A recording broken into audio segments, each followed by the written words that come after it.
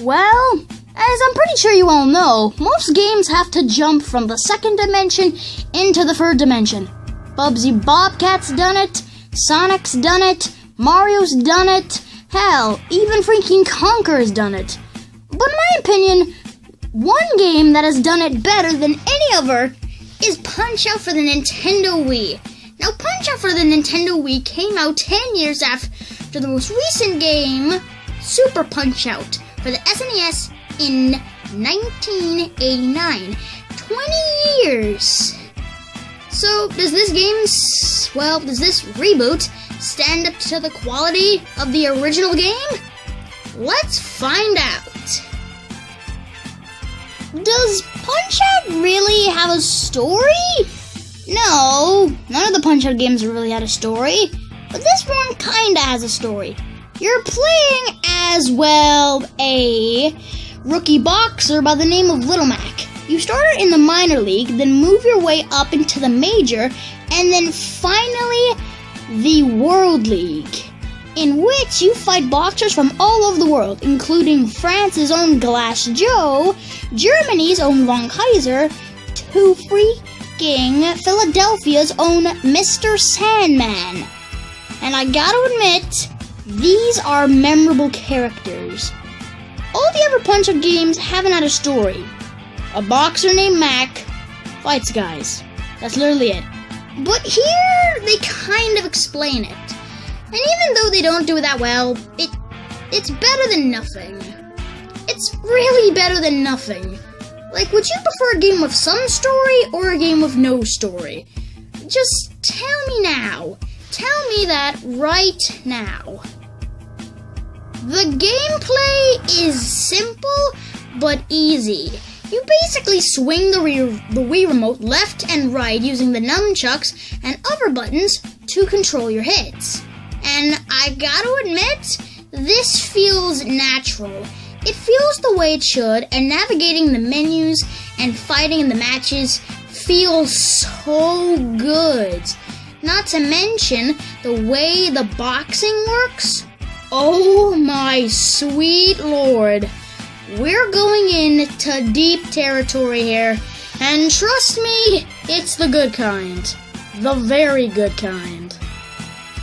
You can do punches to the head of the midsection, and when your opponent tries to hit you, and you hit them before they hit you, aka intercepting their hit, you earn a star. Hold the A button and perform a punch, you'll perform a star punch. These punches are incredibly powerful, not to mention the fact that the camera and the way the models look helps make it look like you've literally just beat the crap out of your opponent. The way the characters respond, Mac responds, and the camera angles make it look so satisfying to knock them out. Not to mention, you feel like you're making progress, as with every single fight, the difficulty goes up. And trust me, when you get into the later fights, you are going to be begging, and I mean begging, for some kind of Konami code, because this game gets so difficult later on. It took me 2 months to beat Mr. Sandman. 2 months! Oh god, I don't think I need to go anywhere else. Do I? The controls, well, they just feel natural. But now let's get into the graphics.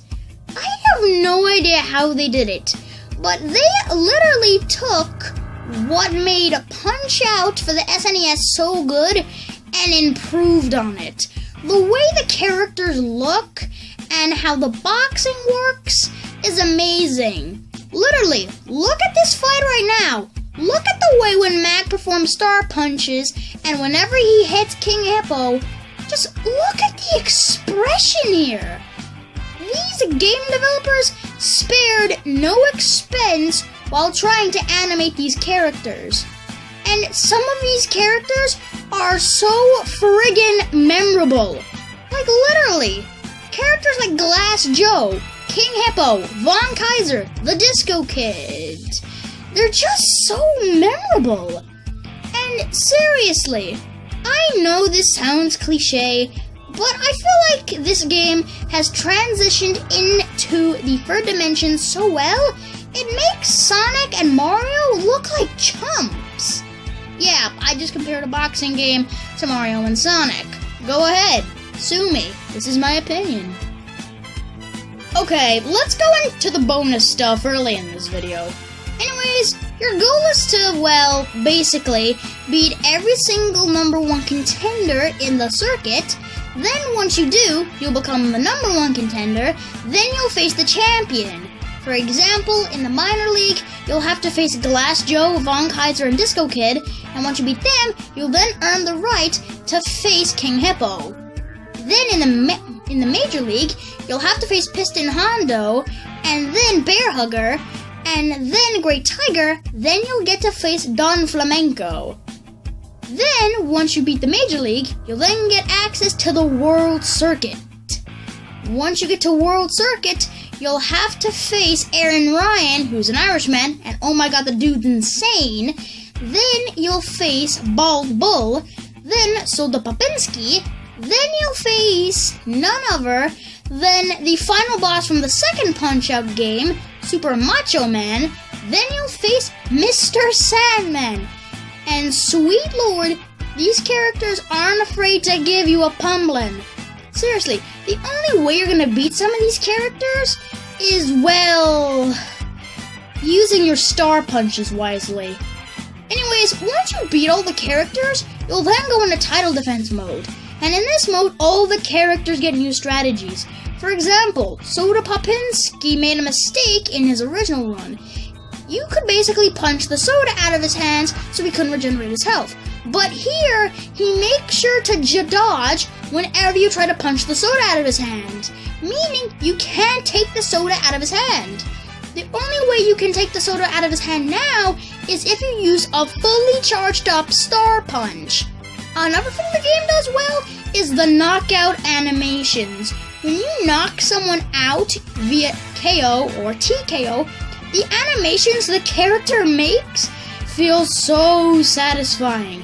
Literally, knocking out a Russian addicted to soda pop has never felt so good. And I mean, so good. Oh my good lord. It feels amazing to finally kick the crap out of that one character who was giving you trouble. Another thing this game does is introducing the characters.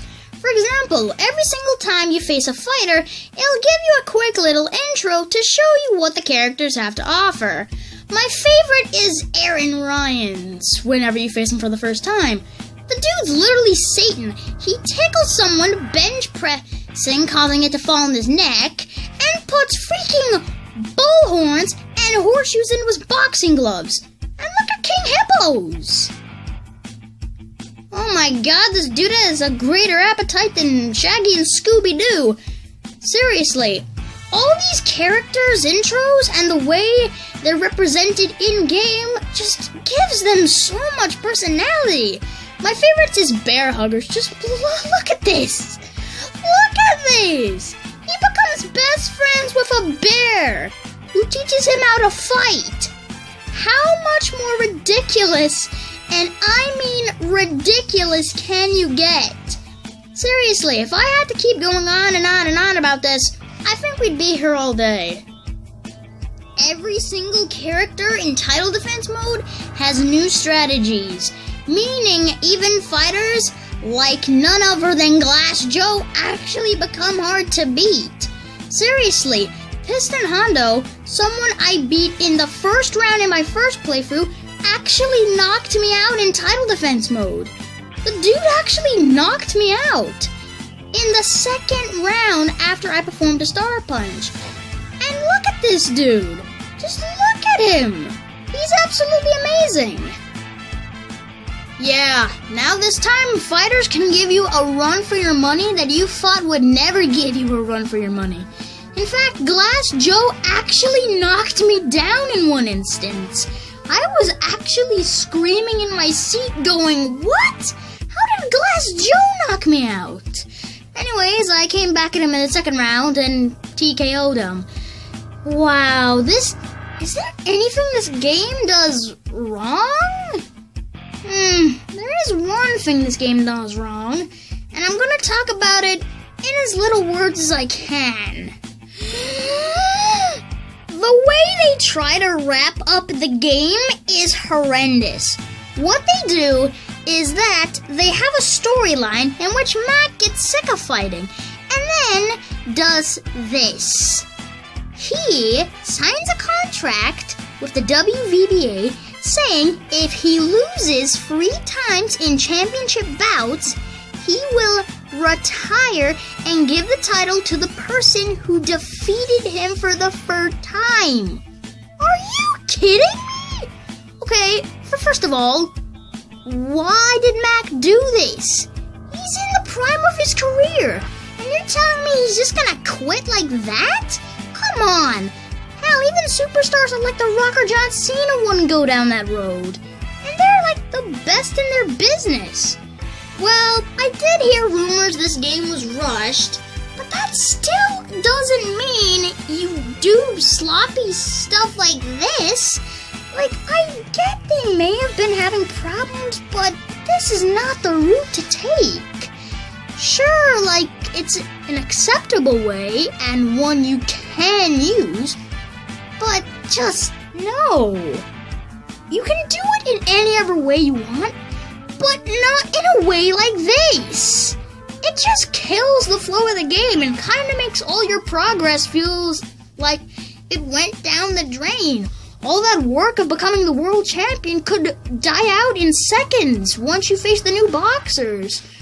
Like, it literally just feels like hours of, well, work is just gone, went down the drain, kaput.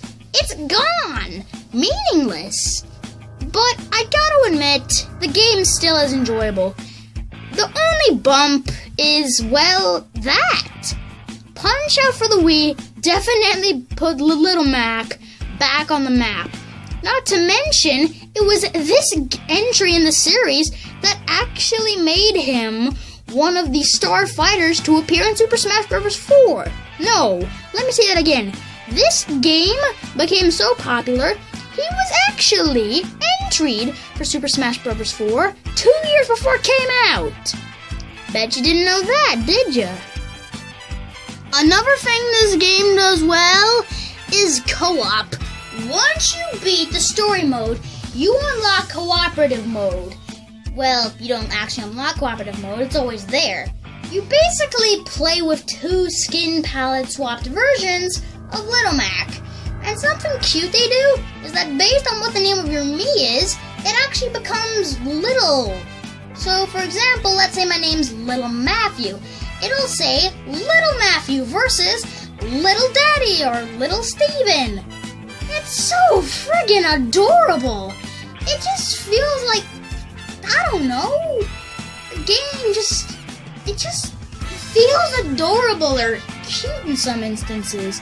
And yeah, they did add something into this which made it unfair called Gigamac, in which Mac could for some reason go on steroids and instantly knock out his opponents. Well, yeah, this sadly made it into Super Smash Bros. 4 and I have no idea why it did. I think the game would have been a lot better without Gigamac. Okay, second and only red flag going up right now. But still gotta admit, freaking brilliant game. After years of being in the dark, after years of not being on the top, Punch-Out for the Nintendo Wii gets a 9 out of 10. Punch-Out is an underestimated gem, which was on the Nintendo Wii, and I gotta admit, this game did not let down. It made fans of the original Punch-Out want a sequel. While a sequel hasn't been made yet, I can guarantee there will be one in the future. My name is Bag of Facts, and this has been my review of Punch-Out for the Nintendo Wii.